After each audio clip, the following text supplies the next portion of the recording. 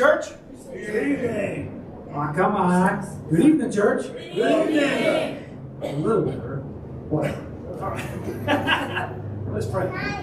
Father God, we just thank you. Thank you, Lord, for your precious word and your love. Just the privilege we have to gather here in this study tonight. Lord, what a great joy it is to know that our country was founded on faith. Good old-fashioned Judeo-Christianity. And we just praise you. Just bless on this time and let's worship, Lord, as we just come to you, Father. In Jesus' name. Amen.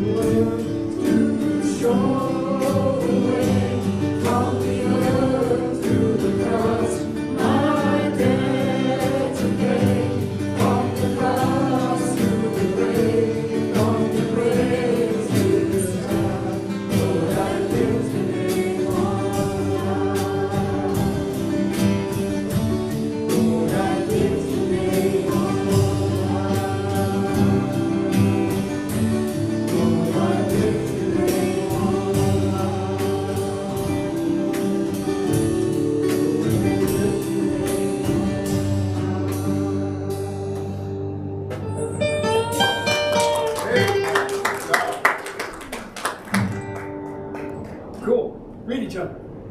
Yeah, hi.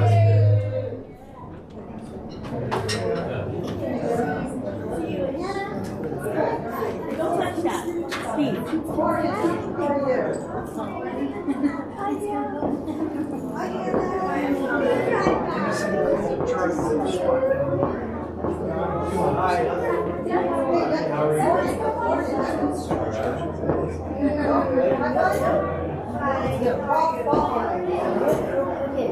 Hey, Bubba. Hey. How you doing? All right. Hey, Warren. Hey, Fred. Hey, how's it going? Fred. Hey, Bill. How you doing? Hey, what's in the water?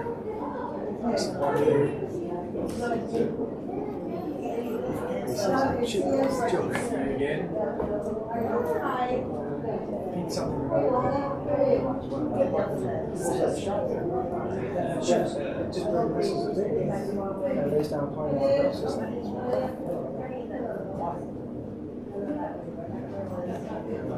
got hypnosis. Staring at it. Actually, I have one that's similar, but I'll just say it. How's it going, man? How you doing? All right, week 5. Here we go. As a Christian, would be stewardship. That God has given us this republic to be stewards over. And you begin to love what God loves and hate what He hates in the scriptures because your heart is lining up with the heart of God because of the gospel. Well, and so many Christians are confused because they're being told things from different people, such as, oh, Christians shouldn't do anything in government, stay out of that. That's not what the Bible says. In fact, we're called to be biblical citizens. If you're a Christian, a person of faith, you must care about what's happening in our culture. You must get involved in voting. Biblical principles are what produce freedom of society. But you won't have biblical principles in society in which you don't have citizens with a biblical worldview. The further we move away from biblical principles, the further we move away from liberty and freedom. As people are experiencing tyranny, they're asking why, what has happened, and there's just this feeling of being lost right now and not knowing where to turn. And you just gave us the foundation. This is truth. All right, we're here for week 5 of Biblical Citizenship in Modern America. Welcome back. Thanks for joining us for another week. You know, last week we did the Seeds of Liberty. We started talking about the philosophy of American government. We even did a 30,000 feet view of the Constitution. When we do the enumerated powers, when we really dive into the details of the Constitution, we're really going to begin to understand how this thing works. As we talk about on our radio program all the time, if we'll look at that biblical, historical, and constitutional perspective, then we can understand the right formula to put into our culture to get the benefits that we want. But we've got to know what that formula is, and we do that by studying. So we're going to head back to the Wallbuilders Library and Museum, then we're going to go back into Independence Hall. It's time for us to really understand who has authority with virtually every question of public policy, what's good for our neighborhoods, for our communities, our states, for our nation. We have to ask the question, who has authority? Who's going to make those decisions? What are those proper jurisdictional lines? Let's head back out to the Wallbuilders Museum for week 5 of Biblical Citizenship. Welcome back to Constitutional Live with David Barton and Rick Green. It's time to get into the specifics. We're going to go through those specific enumerated powers in Article 1, Section 8, those powers given to Congress. But David, before we get to the specifics back in Philly and walk through them, when you think about the specifics and you think about all that you've learned from reading the Founding Fathers and their intent for these clauses in the Constitution, what's one that comes to mind that's really been changed from what they intended, distorted, even abused? I think there's one that's abused by our folks that are pro-Constitution people, and they confuse a small government with a limited government. And there's a big difference between the two. Yeah. A limited government is what the Constitution established. And so when you think of a limited government, quite frankly, a limited government means it has certain jurisdictions. It's got certain lines it has to stay within. It doesn't have to do with the size. It has to do with what it can and can't do. So it could be a lot of money, or it could be a big department. That's right. But it's within a certain jurisdictional line. That's right. Because if you don't know what the limits of government are, then those that in government will exceed those. They will take away rights from you to increase their own power. You know, John Adams put it in perspective. He said, our Constitution is for religious and moral people. It is wholly inadequate for the government of any other. Why is that so important? because the founders designed a government with limited power, a very small government, limited in size and scope and influence in your life. The only way that you can have a small, limited government is if you have a moral people, because moral people respect the rights of other people. And if it's an immoral society, they're more likely to violate the rights of others, which means you have to have more government to impose its will upon the people. And if you don't have the natural constraint of a populace that understands the limits of the government, then they will allow the government to take more power and take more of their rights to increase its size and power. So if you look within the Constitution authorizes a military.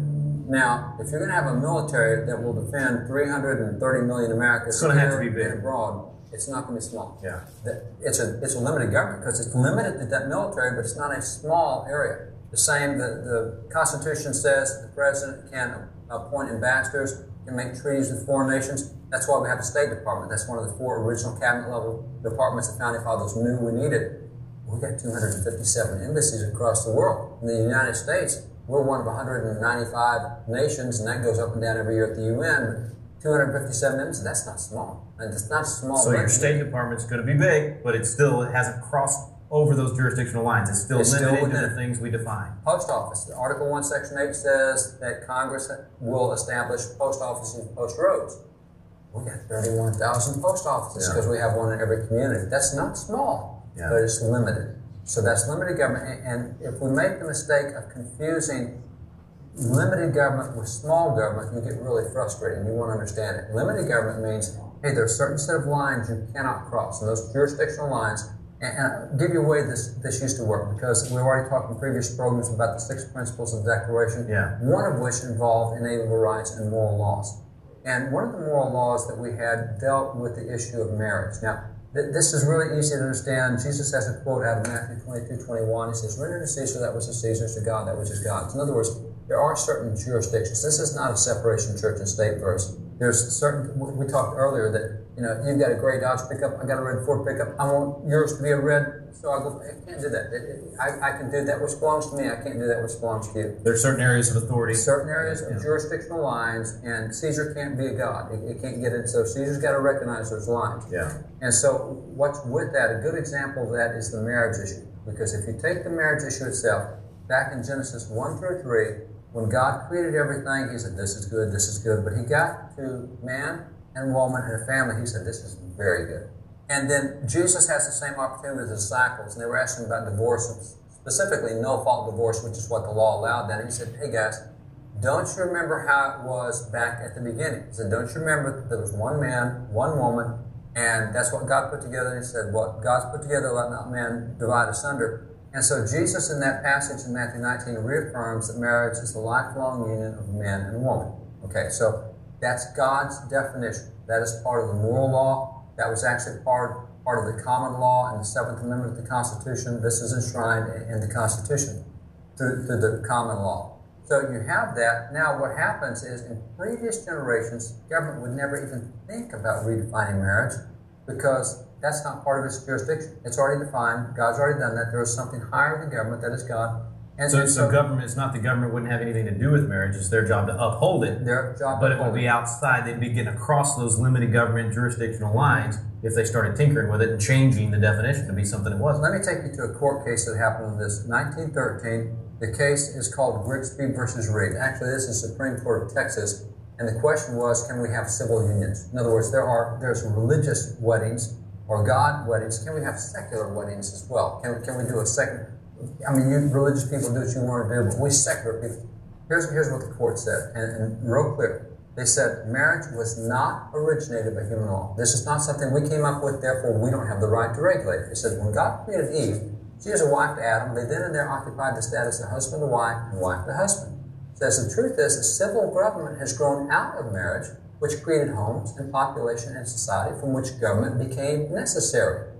Marriages will produce a home and a family that will contribute to good society, to free and just government, and the support of Christianity. It said it would be sacrilegious to apply the designation a civil contract to such a marriage. It's that and more to status ordained by God. Now, this is a statement of jurisdictions. We can't go define that. It doesn't belong to us. I can't go paint your pickup red. It's not mine. Government says, hey, these are areas we can't get into. There's a higher authority here, and we recognize that as the laws of nature, and nature's God, and we can't redefine the laws of nature and nature's God. That's limited government. Yeah. That's a government that says, I recognize there's certain lines I can't cross, and that's why, again, the first premise of the Declaration is there is freedom. If there's nothing higher than government, the government thinks it's God, and it will redefine anything it wants to. Let me ask you a quick question. If you back up there, okay, so marriages will produce a home and family that will contribute to good society, to free and just government, and the support of Christianity. So that tells me then that marriage is something that government should be interested in because it's going to benefit the nation. It promotes it. And see what it said about it will contribute to good society? Among other things I've done, I've been a consultant in the U.S. Justice Department. And we know, for example, that when you look specifically at all violent crime committed in America between 1973 and 1995, 90% of that violent crime came from kids who were raised in a home without a father and mother. Yeah. So, how much money do we spend on violent crime from that period, those 22 years? And how much did it hurt other people? You didn't have a good society because people are being harmed. You not only have the cost, you have the injuries and the loss of life and the loss of property that came from it. Plus, we know that that same group of kids raised in a situation without a mother and a father, that they're about 5 times more likely to have educational problems, about 4 times more likely to have psychological problems, about 3 times more likely to have health problems. So if we want to keep the cost of health care down, we need to have strong families. The government could look at this from a totally secular viewpoint and say, this is in our best interest, and what we're going to do. And so we've reached the point now where that as you look at out-of-wedlock births, for example, single-parent out-of-wedlock births, we have one program alone in America that spends $26.5 billion every year just to help teenagers who are still in high school but have babies while they're in high school, and we're having to pay for that. There's a number of nations across the world that have adopted homosexual or same-sex marriage. Mm-hmm. And what we see from those nations over in Europe that have now had it for much longer than America has, they found that the average homosexual marriage lasted 18 months. And in that 18 months, it involved 9 extramarital partners. Wow. So if you're in one of those countries and you look at that and say, that's marriage? That doesn't mean much. So what they have found is in those countries, out-of-wedlock births have increased over 60%. So now they're paying a huge social economic cost. It's affecting society. Because it's affecting good society and free and just government, because now, since you can't control yourself anymore, you're not raised in an environment where you've been taught to control yourself, we have to control you with more police and more regulations and more laws and more... So we as a society have an interest in this. This is not because sometimes I'll hear people say, well, government just should stay out of it completely. But we can't, because government has an interest and does have a jurisdiction in promoting and supporting marriage as defined by government. And that's part of the wrong argument. Government should get involved in moral issues. I'm sorry, point number 4 in the Declaration says it's the law of nature and nature's God. It is a fixed moral law. That's what we incorporate in the 7th Amendment of the Constitution. There are fixed moral laws. We do tell you what's right and wrong. And every law you pass has a moral aspect. Somebody's deciding, your representatives are deciding from a moral point of view to do something or not do something, to outlaw something or speed make something limits. legal. Every time we pass a speed limit law that says we think it is moral to drive 55 or below, we think it's immoral to drive 50. Every law establishes the right one. And John Witherspoon, sign of the Declaration, says every law establishes a moral standard, because we've said it's right or it's wrong. If it's wrong, we're going to punish you for it. That's morality. That's legislative morality. That's legislative morality. Okay, I got you off track. Sorry about that, but that's the first time that it hit me about that in terms of there is a government role here. There's a great way of looking at it because it affects society. It does affect it. Now, one of the interesting things is when you understand limited government, as you're going to talk about even in this session coming up, there's ways that has been expanded. And one of those is through the general welfare clause. Talk about an abused clause from the Constitution. We can claim anything is for your general welfare. We in the government have decided that you need to have red hair, whatever. And so the government can claim general welfare as whatever they want to do for everybody. So it's opened it up to anything. You hear congressmen all the time say, well, the general welfare clause gives us authority to do this, and this is for the general welfare of the nation. But is that what these guys, when we go back to the original intent of the folks that gave us the Constitution, how did they mean it? Even go back to recent debates in American history, debates over, are there companies that are too big to fail? Should federal government bail out companies that are too big to fail because it's going to destroy the economy and that's going to hurt everybody, and the general welfare of everybody is you don't want the economy going under. And so all this is going, we had the TARP bills and the stimulus bills, all these things that have happened. And interestingly, as we sit here in this library, this is a very actively used library.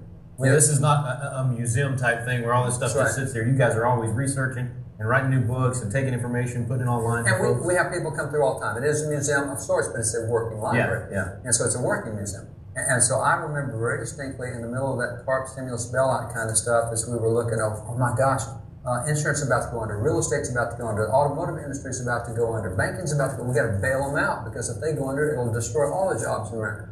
And I got a call from 3 congressmen who were on the floor in the House during that extended debate. And I could hear the debate going in the background. They said, hey, you know, for all the stuff you got, do you think the Founding Fathers had a position on whether the federal government should bail out private industries and whether there are private industries that are too big to fail? Did they connect that dot from one company to the general welfare of the whole nation? Right. Really is what they're asking. And that is because we're being told in Congress right now, as we debate right now, that this is for the general welfare, and this is what the founders would. And so, I don't know. Went back and actually found in this book right here, and this is Alleged Debates on the Constitution. This is a 5-volume set. This is the first ever publication of all the notes of the Constitutional Convention. So a lot of people kept notes. You had Yates, and you had King, and other folks who kept notes. Luther, Martin, all these delegates kept notes. They're all here. Madison, this is the first time Madison's in this. So, and looking through here to see what they did, it turns out that in fact, all those names you just named, you never hear those names. Madison's are the only ones that anybody talks about, so you had a lot of them. And there's a bunch of them, and they're here. This is volume 4 of those volumes. And in this one, this is done and includes some of the later congressional debates that dealt with constitutional issues. And in the back of the book here, is in volume 4. Hang on, let me ask you this. So what you're saying is these are the notes that the people that were actually debating the Constitution and adopting the Constitution made, and then added to that a lot of the same guys that were in that first Congress that are now debating things that have to do with the Constitution. They added that because it's helping us understand, now we understand how the Constitution is supposed to work. Okay, and sorry. So what you happen is in 1792, you have what's called the Codfish Bill. Now, here was the logic in 1792. You have Massachusetts, that is an economic engine that drives America. So much population out of Massachusetts, and you have Boston and Philadelphia and New York with your 3 big economic drive engines. Well, the really big one is Massachusetts. And what drives Massachusetts is the fishing industry. What drives the fishing industry is the codfish industry. And to this day, if you go in the Massachusetts chambers, their legislature, there's a big codfish hanging up there in the chambers because that was their economic backbone. Yeah. So there was a blight, if you will, on the codfish. Something was killing codfish, and they weren't able to get, kind of like when a red tide comes in and wipes everything. And so here the economy of Massachusetts is headed down. Because if they were hurt, if they were the main economic engine, it's hurt everybody else. And that means that all these shipbuilders in South Carolina that build ships for Massachusetts, it's going to affect a lot of people. And so you look at all this stuff that's happening, and so Congress needs to step in. This is the general welfare. This company's too big to fail. This is the AIG and the auto and all the other folks of whatever year this was. Yeah. And so all that's going on. And so that's progressing on the floor of Congress back in 1792. And James Madison, one of the guys who signed the Constitution, one of the players there, one of the guys who really had a significant impact, he steps up, and it's interesting what he says about the general welfare, because he helped frame that clause in the Constitution.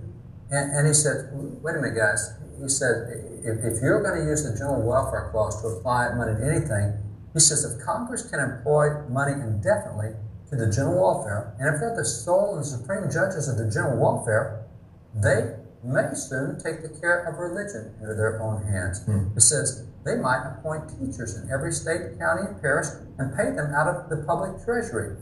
They might even take into their own hands the education of children, establishing in like manner schools throughout the Union. They might even assume the provision for the poor. They might undertake the regulation of all roads other than post roads. In short, everything, from the highest object of state legislation down to the most minute object of police, would be thrown under the power of Congress.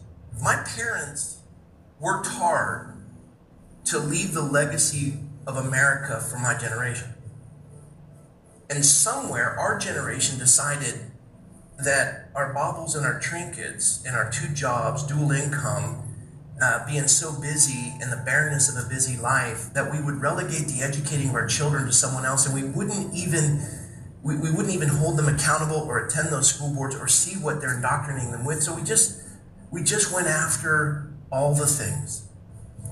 And now we look at it and go, what happened to the stuff we love? They've taken it. How did that happen? He says, guys, if we don't stop this now, before long, Congress is going to get involved in education. They're going to get involved in the police powers, and if the states are the ones that do.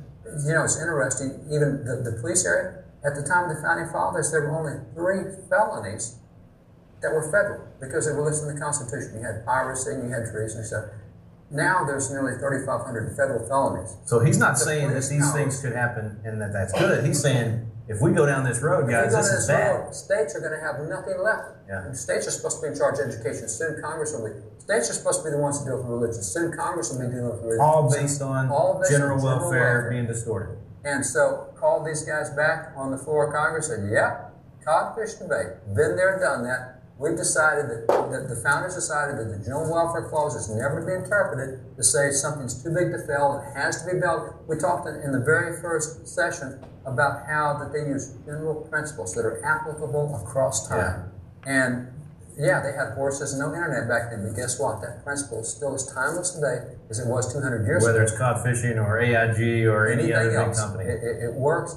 And so that's why, you know, going into this lesson on Article 1, what Congress can't do, or Congress can do, what they can't do is they can't use the General Welfare Clause to decide to take money that they collect from the states and give it back out for state functions. So what we're going to do is we're going to go through these different phrases, these different clauses in Article 1, Section 8, and talk about what Congress can or can't do. And I still have a hard time believing that we're actually going to get to do this, but we're going to do it in the room where those guys did. Yeah, so in that and I think about that sometimes where they took the time to go through line by line. They didn't just come in and, you know, one person had a proposal for an entire constitution. Okay, let's just vote it up. No, they went through and looked at every line, every phrase meant something, everything that they put in the Constitution. They were taking a close look at it. You know, one of the things that you cover is Franklin's call for prayer at the convention. Yeah. And one of the reasons that happened was you had 13 nations that came to the Constitutional Convention. We think of the states. No, the nations, just like Romania is different from Bulgaria, is different from Switzerland.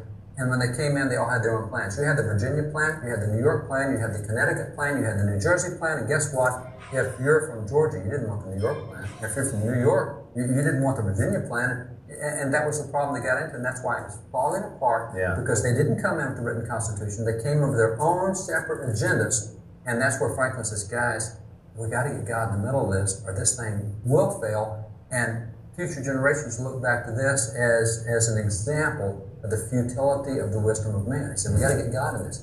So you're exactly right. When they got there, they didn't have mapped out in their mind everything.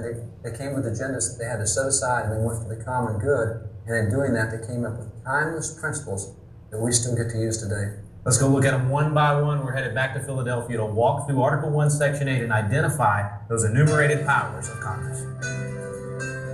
So now that we see the big picture, we see 7 articles, we see 27 amendments, let's zoom in to Article 1. Because it's here in Article 1 that we're going to discover the enumerated powers of Congress. What Congress is actually supposed to do. I call it the dues of Congress. And we're not going to spend a lot of time on all these other sections in Article 1. Y'all probably remember all this from government in high school. You know, our congressmen serve 2-year terms. They got to be 25. Our senators serve 6-year terms. They got to be 30. You get 2 from each state. Those basics, we're gonna leave aside for a moment. But let's dive into these very specific powers of Congress. And if you go to the end of Article 1, there are 3 sections there that we can focus on. It's the Section 8, 9, and 10, and it's the dues for Congress in 8. It's the don'ts for Congress in 9, and then it's the don'ts for the states in 10. And that actually confused me for a little bit when I started looking at it, and I'll be honest with you, I used to be confused by the 10th Amendment. I know, don't admit that, right? But I'm not a grammar guy. I'm a math guy, all right? So grammar confused me. Take a look at the 10th Amendment with me just for a second. This language threw me for a loop. Part of it was very obvious, but I also think the 10th Amendment is the best place to describe enumerated powers. And if you'll forgive my examples again, I'm going to go back to the buckets. Page 42 in the Constitution, in the original language, and page 43 in the Constitution Made Easy. These buckets of power that the Constitution sets up, okay? The 10th Amendment describes the 3 buckets. We have one bucket that are the powers that we, the people, have loaned to the federal government. Now that bucket, friends, it has a lid on it. Congress cannot add power to itself. It only comes from us. So we created power for the federal government and we put a lid on it. We put specific enumerated powers in there. And then the 10th Amendment describes the other two buckets. Here's what they are. So first you have your bucket where we get, loan power to government. It says the powers not delegated to the United States by the Constitution. So it's referring first to those powers delegated to the federal government by the Constitution, nor prohibited by it to the states, are reserved to the states respectfully or to the people. So we have the bucket for the federal government, those prohibited by it to the states, and then those reserved to the people or the states. It's that middle phrase that confuses me. Okay, I know it probably makes perfect sense to everybody else in the country. But for me, nor prohibited by it to the states? Huh? What does nor prohibited by it to the states mean? If they had said nor prohibited by the Constitution to the states, I might have understood. But here's where I finally figured it out. When I went and looked at Section 10, Article 1, Section 10, the don'ts for Congress, and I went, ding, ding, ding, I get it. Okay, so in the 10th Amendment, when it talked about things being prohibited for the states, that's what Article 1, Section 10 is. Some don'ts for Congress, for the states, some things that we're going to take away from the state. And if you think about it, some of these just make sense.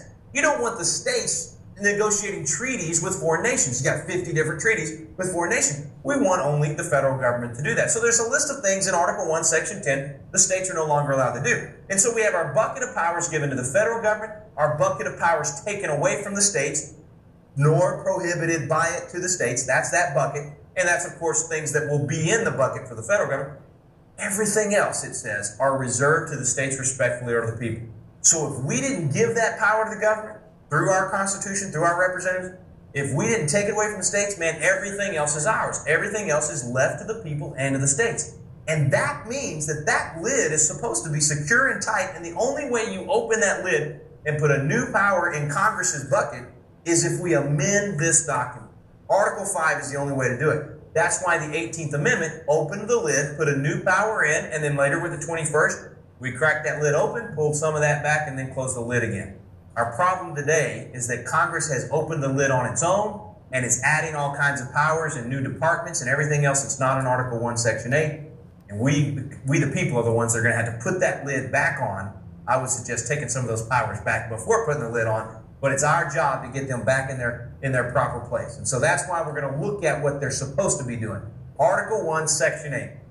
These are the enumerated powers of Congress. If it's not in here, they're not supposed to be doing it. If it's not in here, it's unconstitutional for them to be doing it. We have unconstitutional powers being executed by our federal government right now. They were never given the authority in the first place to do it.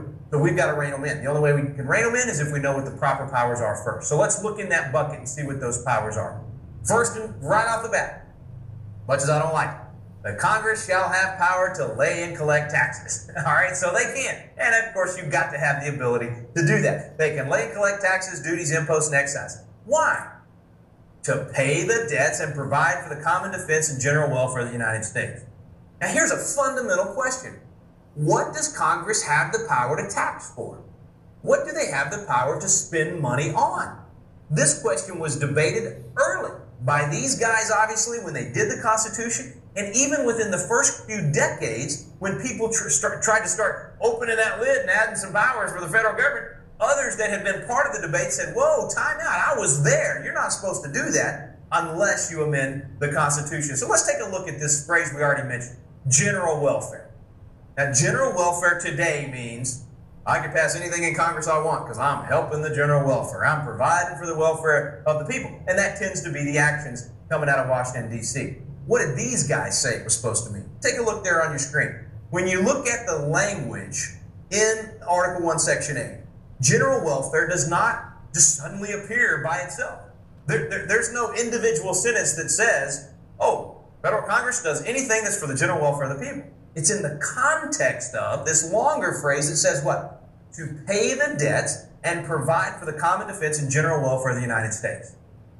Interesting to me. When I started reading the debates of what they actually said and did here, when I started reading their commentaries, let's take Madison, for instance. Madison tells us that during all those debates, general welfare wasn't even discussed until at the very end. It was a non-issue. It was in the Articles of Confederation talking about the states, the general welfare of the states. And throughout the convention, they ignored it. In fact, they had ignored something else throughout the convention. They hadn't talked about the debts of the Confederacy and how they were going to deal with that. And so right at the end, in a conversation dealing with the debts and how you pay for the debts, the phrase general welfare got inserted into this sentence. And here's where the conversation was going. They were saying, look, what's a proper tax for the federal government? Well, what's a proper thing to spend money on? Well, obviously, if you go to war, you got to pay for that war. And it's the job of the nation, the federal government, to protect the system, the general welfare of the system, by fighting any foreign enemy. And almost always when you fight a war, you're going to run up some debt, right? You're going to have to borrow money to fight that war. And so what these guys said was if you did that and you ran up a debt, then as soon as that war was over, you should cut, tighten the belt, do whatever it takes to pay that debt off. And so many of the guys that sat in this room, either for the Constitution or the Declaration, gave us great quotes about the fact that if you carry debt over to the next generation, it's theft. That you're stealing from the next generation. If you borrow more in your generation than you can pay off, you have stolen from your children and your grandchildren. So get that stuff paid off. And so in the context of that mindset, these guys said, it's a proper function of the federal government to defend the nation, and then it's a proper function of the federal government to have taxes that they can raise the money to pay off those debts that were necessary to defend the nation. That was the context of this phrase. I find it quite interesting that they wanted you to be able to raise taxes to pay the debts so that you could protect the general welfare. And today, we run up the taxes and run up the debt to supposedly take care of the general welfare. We're really taking care of individual welfare, not general welfare. We're destroying the general welfare for somebody's individual welfare. We're running up the taxes, and we're not even paying the debt. So we've got trillion-dollar debts that are hurting the general welfare instead of doing what these guys did. Now, here's the problem. We talked earlier about original intent and phraseology. Even Madison himself talking about how if you change the phraseology or the meaning of the phraseology to modern times, that would change the Constitution itself. Here's a better description. Well, actually, let me give you Hamilton first. General welfare means different things to different people today. What we need to know is what did it mean to these guys? Because what they meant by it is the meaning the Constitution today should still have. And I actually should address this whole idea of the Constitution alive, all right? We want to bring the Constitution alive. That doesn't mean we believe in this living, breathing document theory that a lot of people have out there. That's really the two different views of the Constitution. You have guys like Souter on the court and others that say, oh, it's a living, breathing document, which means it needs to change with the times and change with the people. And I have to change it because I'm on the Supreme Court. So if 5 of the 9 justices on the Supreme Court decide to change something in the Constitution, well, it's alive and we can do that. No. Constitution alive means that this document is still alive. It is still applicable today to our lives. Yeah, this was back several years ago. The state school superintendent in Georgia came to me, and he knew that we had been educating people on the Constitution, on our founding, on the Declaration of Independence. And he felt that students in Georgia were not really getting that well educated on the Constitution, our Declaration, etc.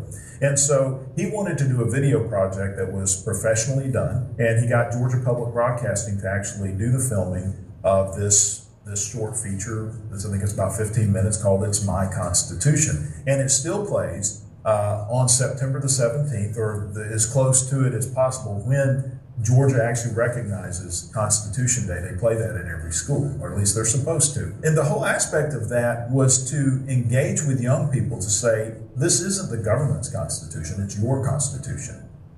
It's your Constitution because you ultimately are in control of this government. And if you don't know what the government is supposed to be doing, then the government will actually run over you. Because the Constitution is for you to control the government, not the government to control you. And that's really the message that we're trying to get across to young people in Georgia and across America is this doesn't spell out all of your rights. God has given you those rights. This identifies some of those rights, but more importantly, it puts limits on the government so that the government doesn't violate your rights. And it spells out that it's the government's role and primary responsibility to protect your rights. But back to what Hamilton said about general welfare, because we want to judge general welfare based on these guys, not what our congressman says today or what the court might say today or what some professor says or what I say. It's what these guys said that matters. So here's what Hamilton said about general welfare. He said, the welfare of the community of states is the only legitimate end for which money can be raised from the community. So if you go back to the phrase that we were just reading, let's jump back over there to Article 1, Section 8, page 12 and 13. So 13 if you're looking at the Constitution Made Easy, 12 if you're looking at the original. So to pay the debts and provide for the common defense and general welfare of the United States. So he's saying the only thing that the federal government can raise money for is for a general purpose. So here's what he goes on to say. So if it's going to be raised from the community, the only legitimate end for which money can be raised from the community, Congress can be considered as only under one restriction, which does not apply to other governments. They cannot rightfully apply the money they raise to any purpose merely or purely local. The constitutional test of a right application must always be whether it's for a purpose of general, meaning this is for the whole system, or local nature. So if Congress spends money that's for the whole system, then he's saying, even Hamilton, who later becomes kind of the liberal, if you will, of the founding fathers as he tries to expand the power of Congress, he's saying that when they raise money, the only proper function would be for a general purpose for everybody, not for a local purpose. So the bridge to nowhere, or a general purpose would be the interstate system for the nation to allow the free flow of commerce. That you can make an argument for is a general purpose. But for a bridge to 24 people that costs however many hundreds of millions of dollars that thing costs, obviously that's a local nature, and Hamilton would say that's not a proper use of this phrase, general welfare. Here's Madison's description. Love this. It's brought it so into focus for me to understand the difference between general welfare, the way people define it today, and general welfare, the way the guys that sat in this room, the way they defined it. Here's Madison. He said, consider for a moment the immeasurable difference between the Constitution limited in its powers. Now that's what they did, the bucket with the lid on it, if you will. Constitution limited its powers to the enumerated objects and expounded, or if you would, or expounded, as it would be by the import claim for the phraseology in question. Now the letter he's writing here is in a debate over the question of general welfare. And he's saying, if you define it as the bucket with the lid on it, if you define it the way these guys define it, as limited in its powers to the enumerated objects, or expounded as it would be, as they wanted general welfare to mean, he said, man, the difference, and probably didn't say man, I don't think that Madison talked like that, but anyway, the difference is equivalent to two constitutions. We have two totally different things here, of characters essentially contrasted with each other, the one possessing powers confined to certain specific areas, or cases, the bucket with the lid on it, the other extended to all cases whatsoever. That's two totally different constitutions. And then he asked the question of whether or not these guys in this room would have ever gone for this expanded to any cases whatsoever. Look at how he puts it. He said, can less be said than that it is impossible that such a constitution as the latter, this expanded to be anything, would have been recommended to the states by all the members of that body whose names were subscribed in the instrument, the men that sat in this room in 1787. He's saying it is impossible that these guys would have signed that constitution, and he would know he was here. He was one of them. Is it credible that such a power would have been unnoticed and unopposed in the Federal Convention? This is the Constitutional Convention that took place here. And then he takes it even further than that. Not only would these guys have never gone for this expanded government into anything, not only were these guys adamant about the bucket having a lid on it, he goes back home to the states for the ratification. Listen to this. In the state conventions, which contended for and proposed restrictive and explanatory amendments, now, and he's talking, of course, about the Bill of Rights, right? Because those state conventions are where all those ideas emanated from. They debated them and they talked about those great debates between Madison and Patrick Henry and Virginia and all the other debates. He said even in those state conventions where they came up with the amendments that would ultimately go into the Constitution, he's saying those guys would have never dreamed general welfare would mean what people want it to mean today. And then he said in the Congress of 1789. So think about the progression here. You got what happened in this room, okay? So we got the Constitutional Convention itself. He said never. No way would those guys have gone for general welfare. They wanted enumerated, limited powers, lid on the bucket. Congress, the state conventions that ratified what happened in here, at all those state conventions, they would have never gone for general welfare, meaning that they wanted the lid on the bucket. And then in Congress, the first Congress in 1789 that adopts the 10 amendments that came from those states, they would have never gone for general welfare. He's saying in all three cases, he says a power to impose unlimited taxes for unlimited purposes could never have escaped those public bodies. All three of them. This room and the others as well. Now, listen to his summation because I think it's great.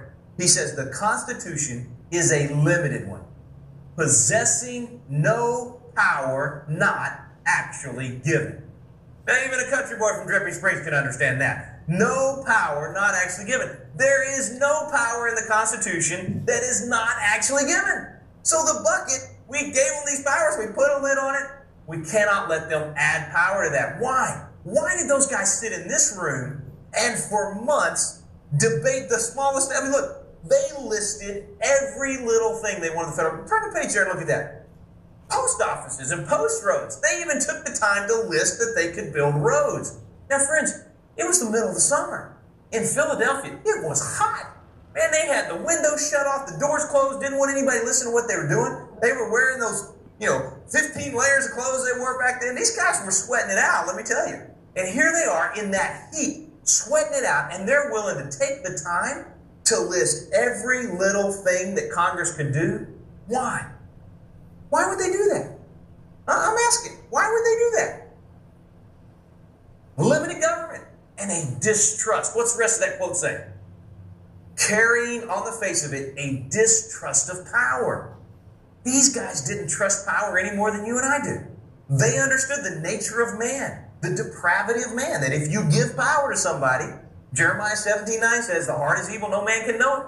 These guys said that's why they wanted separation of power, because the heart is evil, no man can know it. So we didn't want to put too much power in anybody's hands. And in fact, we wanted to define very carefully what that power was and put every little thing in writing. Everything in the bucket is in writing right here. That's why they did it for us, friends. Enumerated powers, we've lost that concept in America. We've got to teach the rising generation to be free, and the way we do that is we give them the details. We show them exactly what the Constitution gave the federal government the power to do. Now, we're not going to have time to go through every one of those powers, but there's a couple of examples I want to run through here. Now, general welfare, by the way, have you noticed that's kind of become a loophole? That's become a loophole so big you can drive a Mack truck through it. I mean, that has become a phrase you hear over and over and over again from members of Congress, that they have the power to do something because of general welfare. Well, there's some other loopholes. What would you guess out of the Constitution are some other phrases that have become loopholes for the federal government to get around those limits? What would you say is necessary and proper clause? Exactly right. One more. What's another big one? Public good. Public good, absolutely. Then there's one that actually that healthcare, they tried to cram healthcare through. What's that one? Interstate trade, but we call it the Commerce Clause. Now let's say it all together. Commerce Clause. That's right. Okay, so the Commerce Clause, isn't it? So you got necessary and proper clause for good, the general welfare, the Commerce Clause. I mean, these have become loopholes that they shove anything into instead of sticking with the bucket. So the best way for us as citizens to close the loophole is to go back to those words in the Constitution and say, well, what did they really mean? We already did general welfare. What did they mean by Commerce Clause? What did they mean by necessary and proper? What did those things really mean? Let's look at Commerce, and I'm going to skip over, well, I won't skip over this next clause there. If you're on page 12 where we're going through the enumerated powers, I know we don't like it. I don't like these $1 trillion deficits, friends. I think they're immoral. I think they're wrong. Unfortunately, they are constitutional.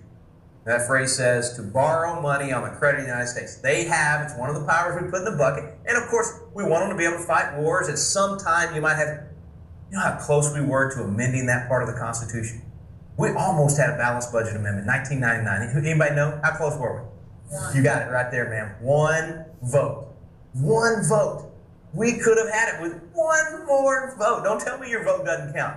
Every vote counts, every single time. I think we've got a lot of momentum in the country right now. That's probably an amendment we can get done if we put enough support behind it. But anyway, it is obviously constitutional for them to borrow money right now. Let's rein that one in. But here's the Commerce Clause, okay? So here's this next big loophole that they run through. I see 3 areas right here that the federal government has the power. We gave them or loaned them the power to regulate 3 areas of commerce. Now, regulate does not mean micromanage.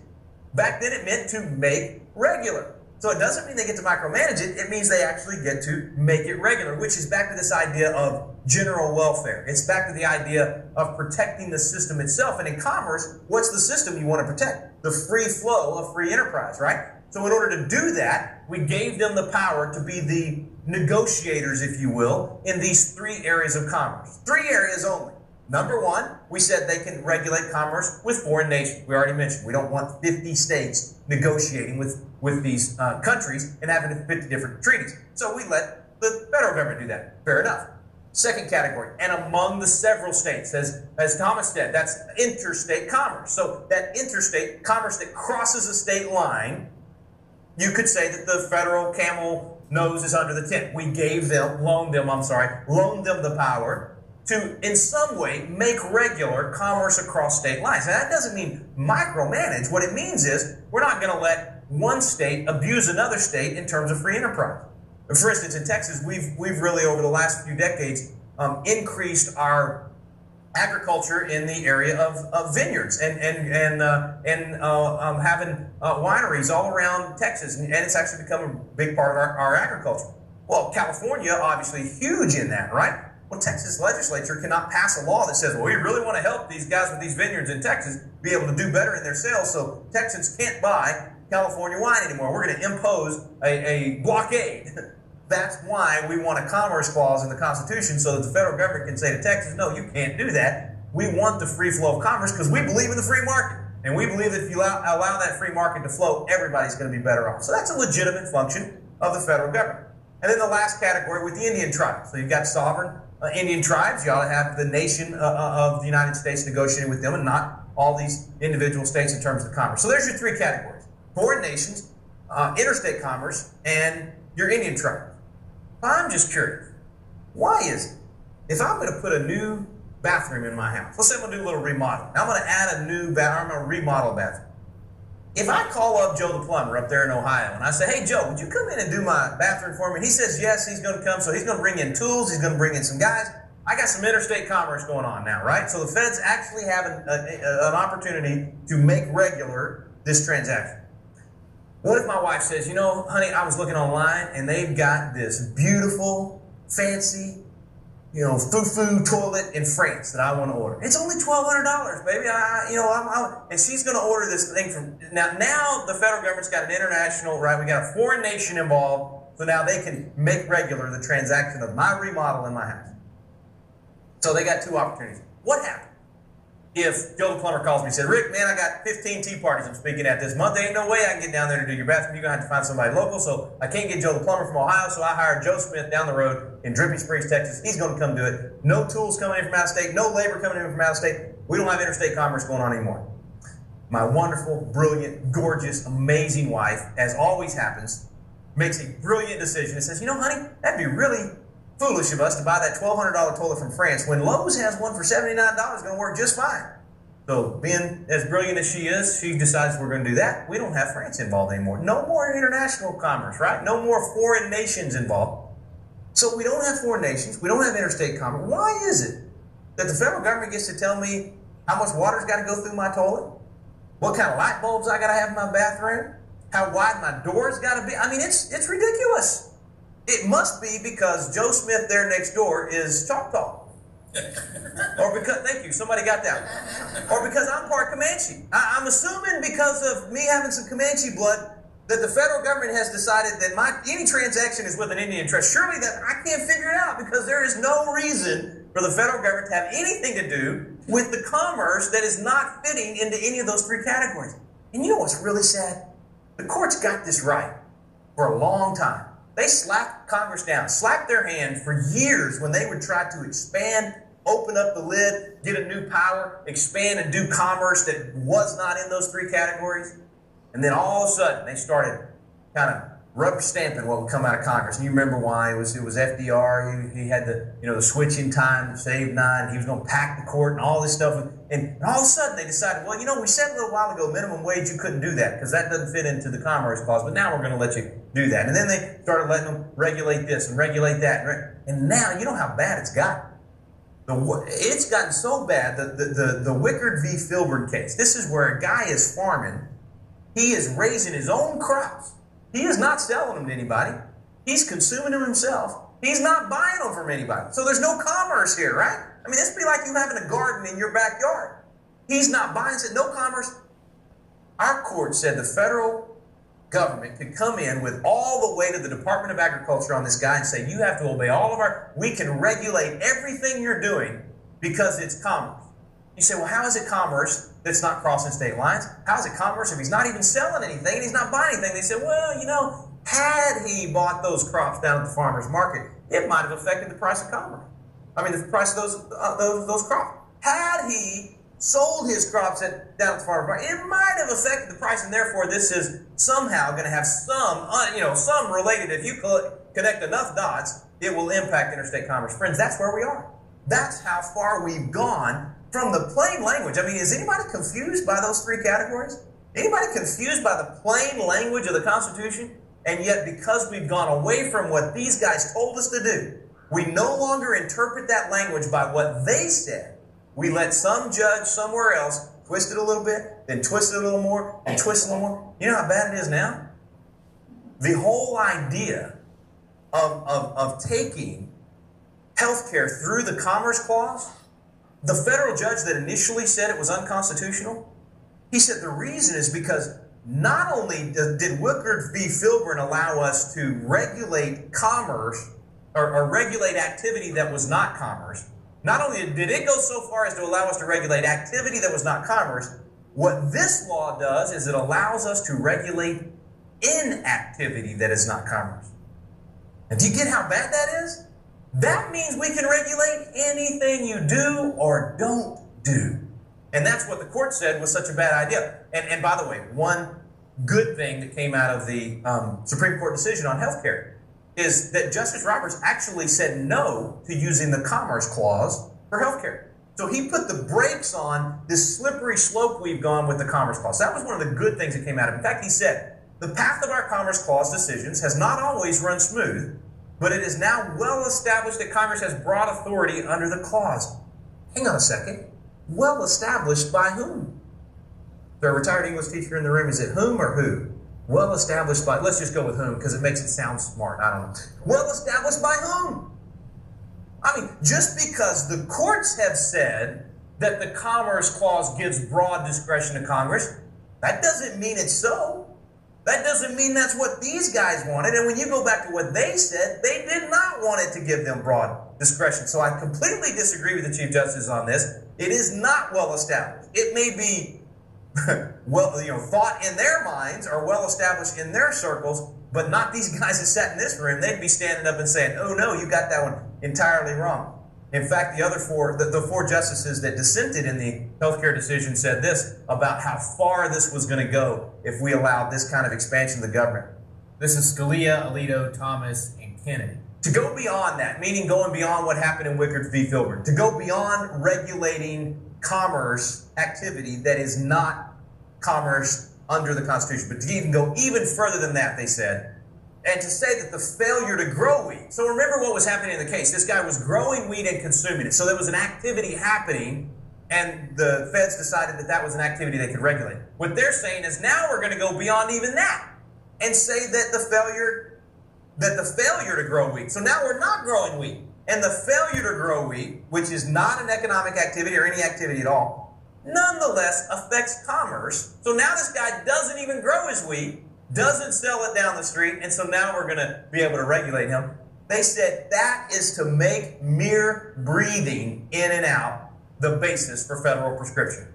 It extends federal power to virtually all human activity. That's four of our Supreme Court justices saying this has gone way too far. We're using the Commerce Clause or frankly any part of the Constitution to regulate people just for breathing in and out. That's their words. That's how far we've allowed it to go, friends. Now, commerce is supposed to be free enterprise. The more we micromanage it, the less freedom we have. The more we force people into the marketplace, the less freedom we have. And Jefferson had a great quote on this. He said, the pillars of our prosperity are the most thriving when left most free to individual enterprise. When we regulate to the point of micromanaging, when we force people into the marketplace, we're not left free to individual enterprise, are we? That's how far we've gone. And the reason? We haven't been reading it. We haven't studied it. We haven't looked at what the real meaning behind those words actually are. And I don't know about you, but we didn't read every clause in there in Article 1, Section 8. But I've been doing this for a few years now, and if you'll just scan there and help me out on pages 12, 14, and 16, I'm really struggling. I cannot seem to find, it's got to be in here, I'm sure it's in, I cannot seem to find the Department of Education in here. Does anybody see that? Huh? You know what? Where is the FDA in here? Anybody? What about the FTC? There's about 14 other departments we can name, right? That aren't in here. We allowed them to open the bucket. We allowed them to make it an unlimited bucket. It's our job to get them back in the proper place, and we can do it. The system works if we'll work it. We can put them back in that proper function. So that's the dues of Congress. Those are the things they're supposed to be doing. Let's rein them in and get them back in their proper place. I know we've covered a lot of ground. Any of the stuff we've already talked about, we just open it up. Can I give you some questions from? Yeah, go ahead. Let's get some questions All right, from the we webinar. got some early ones. This first one is from Sarah Kovran in Michigan. Michigan. We've got somebody here from Michigan, don't we? Who wasn't from Michigan? Yeah. And she asks, with the Declaration of Independence declaring the violations of Great Britain, what do you say to Christians who say we don't need to vote? God is going to put in office whoever he wants.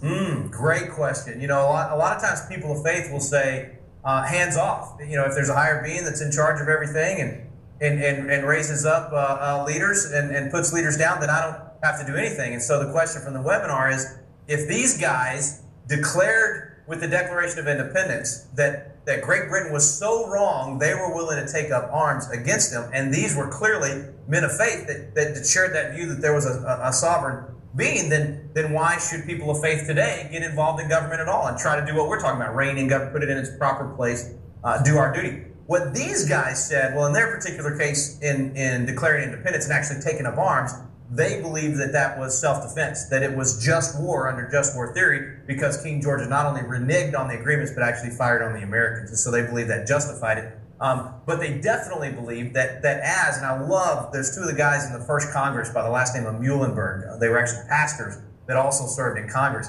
And one of those guys, John Peter Gabriel Muhlenberg, his argument to his brother initially, because Frederick Augustus didn't want to be involved in the war, he chastised John Peter, because John Peter actually took up arms. He called his men to arms from the pulpit and went out and fought, became a major general, and actually reached, I think there was only 15 that reached the rank that he did. Anyway, his brother chastised him and said, you shouldn't be getting involved. And he said, I'm a citizen of heaven, but I'm also a citizen of earth, and my freedom is as dear to me as it is to any layman. Shall I then sit still? Heaven forbid it. And he said, it's my duty to fight. And that was something these guys really understood, was the concept of duty. And I think sometimes as people of faith, we want to just step back and say God's going to take care of everything, when actually, regardless of your faith, every major religion in the world I can think of still requires you to take some sort of action at times. It requires you to do your duty. I know in my faith, I'm supposed to do my duty. I'm supposed to act on my faith. Now, faith without works is dead, right? And these guys absolutely believe that. I have lost count at the number of quotes from the founders that use that word duty. That's something we've kind of lost in our culture, that sense of duty that says you do it whether you win or lose. You do it whether it feels good or not. You do it whether it hurts your own person or your health or your economics or whatever it might be. That sense of duty, I would say to the person with the question, is why we as Christians, or whatever faith you are, should influence the government. It's your job to influence the culture, because this system that they put in place says we are the government. So we can't sit back and say, oh, I'm supposed to just do whatever my rulers say. No, in our system of government, says we are those rulers. So if we, the people, are the ones in charge, we have to be engaged. Yes, ma'am. What about Exodus 18:21? That specifies it. You don't have to ask, but just let's find out what that says. That is a great point. Exodus 18:21 actually it specifies it for us, and it gives us the guidelines. I mean, it's a great example of, and it's actually where our founders said they got our Republican form of government. You know, we say we have local, county, state, federal government. Well, it says choose out from among you leaders of tens, 50s, hundreds, thousands. That's the same thing. That's where they got the idea. And then it tells us how to choose them. What kind of folks we're looking for. We're looking for able men such as fear God, men of truth, hating covetousness. So what a wonderful guideline. I actually do a blog on my website at rickgreen.com where I analyze candidates, and I take a poll on my Facebook page to get people to rate candidates on those four things. Are they capable of doing the job, capable of getting elected, and capable of doing the job? Are they? Do they fear God? Do they have a biblical worldview? Are they honest? And do they hate covetousness? Meaning, do they not? You know, a lot of people want the job so bad they'll do whatever it takes to stay in office. Or when you get in office, boy, the perks are so nice, you want to keep them, so you do whatever. Do they hate covetousness? So anyway, I think you're exactly right. It's a great command for us, and it's a great guideline for us. And I think it's a good example of saying, hey, you know, as a person of faith, sitting out is not an option. to know what to do and do nothing and say nothing. There's a right and wrong, and you know something is needed to help your fellow man, to help your country, and you do nothing. Oh, man, I don't want to be that wicked and slothful servant that buried the talent, right? I want to be the one that's out there enjoying and living that talent. That's why what we're doing is so important. Because see, if you and I can go back to what these guys actually did and said, if we can learn what they really intended, and then we can go back home and we can share it with our friends and family, if we can use this knowledge in the decisions we make about who we elect to go to Congress, if we can begin to get young people to understand this and someday run for Congress, then we can get members of Congress that understand these things, and we can rein this thing in. We can turn it back, folks. We can get Congress back into its proper bucket, if you will, with the lid on it. We'll just do our duties as citizens. It is that very essence of how do we use these materials to create and glorify God that we want to secure. We said, okay, we need government for that, but not... Go ahead and cut it off right there for the night. You can pick it up on YouTube.